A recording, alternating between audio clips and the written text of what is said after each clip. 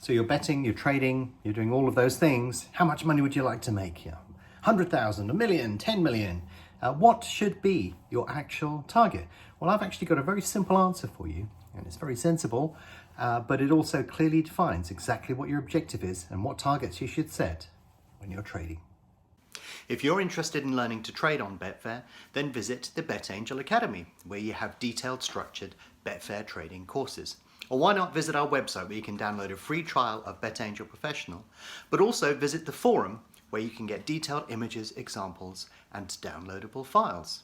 And don't forget to subscribe to our YouTube channel and click on the bell icon if you want notification of new videos as they're released. So one of the things that you need to be careful about when you're trading is setting targets, because it's very easy to sort of slip into this mode where you sort of say, well, a couple of hundred a day will do. And in fact, this is one of the things that I look for when people approach me and need advice, because, if somebody comes to me and say, right, Peter, I need to make 250 quid a day, and just that, and I will be happy. How do I do that? Because you're sort of looking at it the wrong way round, because trading itself isn't something that lends itself particularly well to that particular method of operation. Because, yes, you can set a target, and you'll hear most people saying, oh, set a target, and then you'll have a chance of reaching it. But trading sort of works the other way around. So if you look at my long-term P&L, what it tends to do is it tends to follow the sports cycle.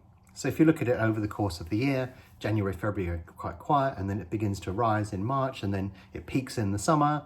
And then as we come out of the summer, then it sort of drops. But it basically follows the cycle of the sports that I'm trading. Now, of course, the cycle includes or doesn't include one sport or another over the course of a year. So, your cycle will be slightly different to mine depending upon what you choose to trade and when you choose to trade it. So my mantra is always to make hay while the sun shines. In the summer, there's so much going on that it's perfectly possible to make good sums of money. But I'm not expecting to do that in the winter, because there are many fewer events going around. So if you have a target that is the same in the summer as it is in the winter, that's a bit of a nonsense really, because you're very likely to do much less at certain times of the year and much more at other times of the year. So yeah, it makes no sense to be able to have a standard target and then just liberally disperse that across the year. Makes no sense at all. And this even works for me if we go down to a weekly basis. So most of the money that I make tends to occur towards the weekend, because that's when most of the sporting activity is on. It's not always like that, because you do get little bumps and peaks at other times depending upon what you're going to do, but generally it is skewed towards the end of the week. So even if I have a bad time at the start of the week, it doesn't really matter, because by the time the weekend comes, I've got plenty of opportunity to make it up. But I don't look at it like that. I don't look at it as though I'm making up a certain amount of money. That's just part of the cycle. So it's useful that the week finishes on a Saturday for me, because all of the week, I'm using the word week a lot here, but all of the lower quality, that's a better word to use, stuff where there's less opportunity, less money in the market occurs at the beginning of the week, and then it peaks at the weekend, typically on a Saturday, sometimes on a Sunday as well. So yeah, ultimately, the amount of profit that you make is dictated by the market and the underlying events within it. So ultimately, that is how you need to actually objectively look at what potential profit you have. And I've got a really simple way of doing that. So, if you look at my activity on the markets, what's actually happening, and one of the sort of tricks, for want of a better word, that I'm pulling, is that I'm actually trading many more markets now than I ever have done in the past. So when I first started on Betfair, I would basically go on the screen, place a position, and then close the position out and stuff like that. That was pretty slow and laborious and meant that I couldn't do that many markets. And then BetAngel was born, and it was possible to do a lot more with and much quicker within the market. So I was able to put more trades through, more markets, more frequently across a wider range of sports. And as time has gone on, you've obviously seen BetAngel progress, and now we've got the opportunity to be able to automate loads of stuff as well. So it's great to be able to do that, because it means that I can simultaneously participate in a range of markets while I'm actually trading another one. So it's perfectly possible to do all sorts of weird, wonderful and crazy things many times over in a whole range of markets. So necessarily the scope of my opportunity is much, much bigger than it ever was. So that's one of the reasons that I perform so well overall, is because I've got something going on pretty much 24/7 all of the time. And even if I'm actively trading in front of my screen here, I've got other versions of BetAngel doing other stuff in other markets, or even on the same market, but with a different strategy. So that's one of the tricks to being able to hit that number, is to be able to do, more things within it. But necessarily that reduces your risk as well, because if you think about it, your target isn't to do one amazing £200 trade. You could actually do 5 smaller trades to get up to a decent number if you so wish. And that's the crux of where we're getting to here, because if you set a target, an arbitrary target of say, £100 in any one particular day or something like that, you're going to be limited to achieving that target by however many markets are involved in hitting that particular number. So really what you need to do is you need to stretch out your timescale and make it much bigger and longer over wider timescales. So if you say to yourself that you just want to be profitable over the course of the week, if you only trade 5 markets, there's a lot of pressure on for you to get those 5 right.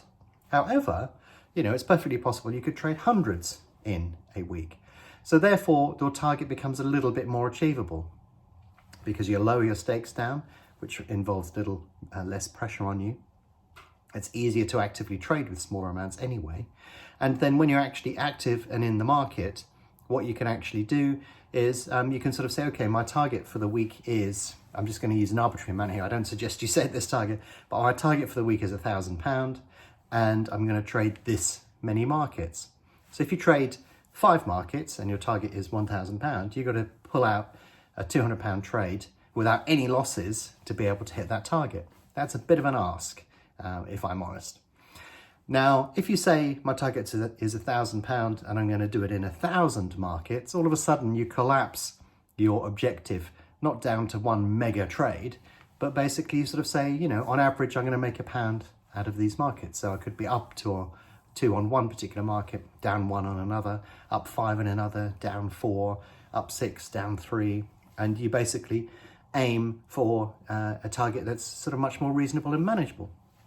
And it's perfectly possible to do that. I have a automation strategy that I use. I'm trying to remember how much it's made now, and it's funny because I can't off the top of my head. I think it's probably 60 or 70 grand, something like that. I'll check when I bring up the spreadsheet and I'll annotate the totals on there. But if you look at the way that it was achieved in the equity curve, an equity curve is basically looking at the cumulative P&L of a particular strategy. What you'll see is it's just a gradual climb over a very, very long period of time. The individual amounts that I win and lose on there are relatively small. So the sort of trick that I'm pulling here is I'm just doing a lot of them. And on average, it's ending up slightly. So, it's a lot of money at the end of this particular total, but the actual amount of money that's involved at any one time in the risk that I'm taking and the amount that I'm yielding per market is actually pretty small.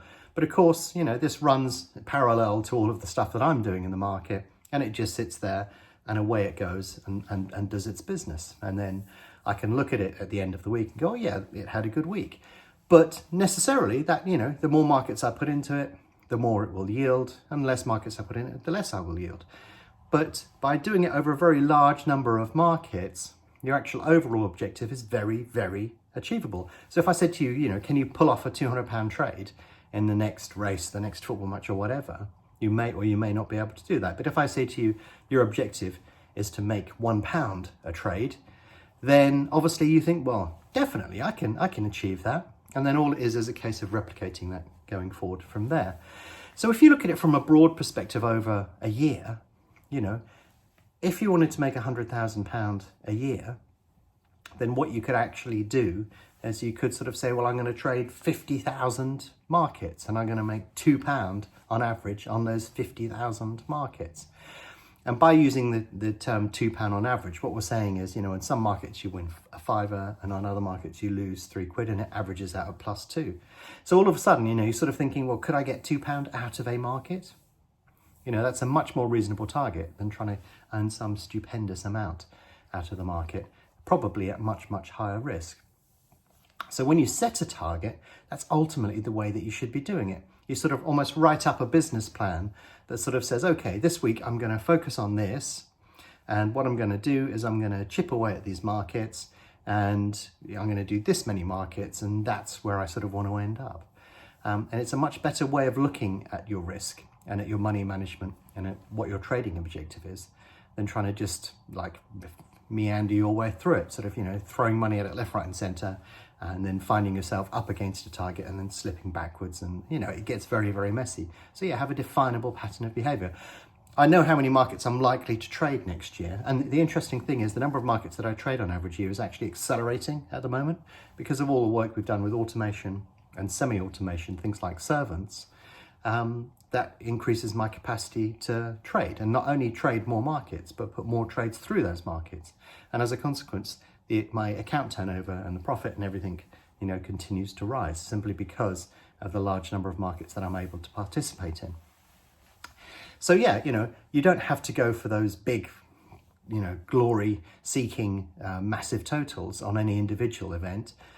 Your objective is a little bit more subtle than that typically. And if you're sort of looking at how much money you could possibly make, then, you know, it's important to actually say that when you start out, you probably won't make any money. But what you're looking to do ultimately, if you're trying to get to the stage where you earn a decent sum of money, you're actually looking at a much broader objective. You're not sort of saying, I need to make a certain amount over this period of time. You're just sort of saying, well, I'm going to trade this many markets, and therefore this is my overall objective. Makes life a lot simpler and easier to cope with. And it also significantly reduces the amount of stress that you have when you're actively trading.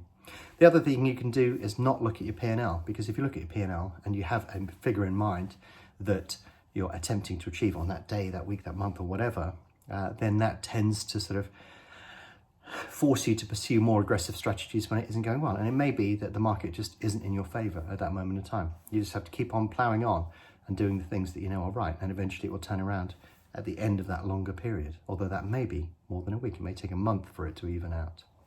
But yeah, if you want to know how much you could possibly trade, how much money you could make from that trading, I think that your objective really is not to set that arbitrary figure, but to look at the number of markets you're trading and set your total trading goal from there.